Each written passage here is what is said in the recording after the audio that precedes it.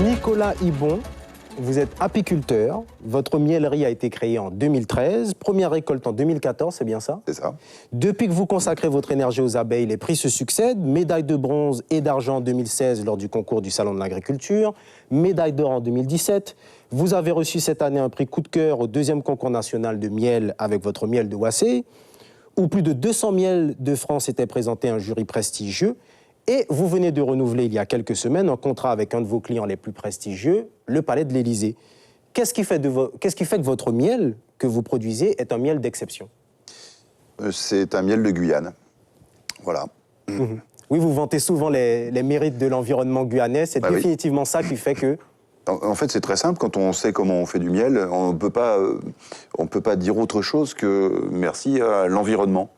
Le miel est issu des plantes, des fleurs, et les abeilles ne sont que l'outil qui va récupérer le nectar des fleurs pour en faire du miel.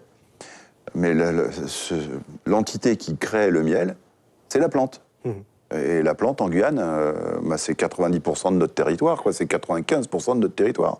Et vous me disiez que le miel que vous produisez est d'une pureté exceptionnelle. Ah oui, avec test à l'appui. Ah oui, on a fait, cette année, pour la deuxième fois, on a fait des analyses chez Eurofin. C'est une très grosse boîte européenne d'analyse de produits chimiques, etc. Mmh. C'est eux qui déterminent ce qui est bio ou pas bio. Et on a fait sur 360 recherches, 0 trace de pesticides. Aucune molécule, aucune trace de molécule. On n'est plus bio que des produits bio, en fait, tout simplement. Et ça, c'est quasi imbattable. Ah non, c'est Guyane. Hein. Vous expliquez que votre miel de mangrove propose de subtiles fragrances d'agrumes, des notes délicates de fleurs, de pêche, pour certains miels de caramel au beurre salé. C'est d'ailleurs cette note très variée qui fait la particularité du miel de Guyane. Parlez-nous un petit peu des miels que vous produisez. Miel de savane, miel de forêt et miel de mangrove. Pourquoi ces appellations d'abord? Alors, en fait, c'est très simple et en même temps pas très logique. La difficulté qu'on a pour trouver des emplacements pour poser nos ruches résume l'appellation à l'endroit où se trouvent les ruches. Et pas forcément aux plantes que les abeilles vont butiner. D'accord.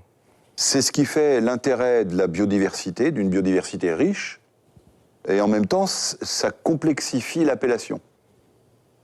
Quand on fait un miel de mangrove, la mangrove, c'est assez pauvre en termes de variété, c'est beaucoup du palétuvier rouge pour que ce soit mellifère.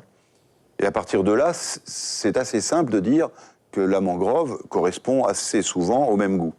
Si vous êtes en forêt, la floraison de tel type d'arbre ou d'un autre type d'arbre ne sera pas la même en septembre 2018 qu'en septembre 2019, parce que l'humidité ne sera pas la même, parce que les températures ne seront pas les mêmes. Donc les floraisons ne se feront pas au même moment. Ce qui fait aussi qu'une même production peut avoir un goût différent d'une année. C'est tout à fait ça.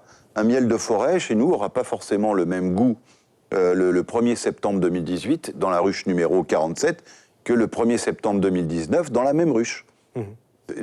Tout simplement, la nature joue un rôle important, ce qui fait que notre miel va, lui, suivre la production. Voilà, on en revient une fois de plus aux lois de la nature. C'est ça, et il faut la laisser faire.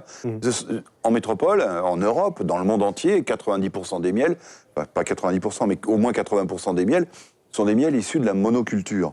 Donc on se retrouve avec des miels pauvres, puisque la variété des sucres qu'ils composent est faible.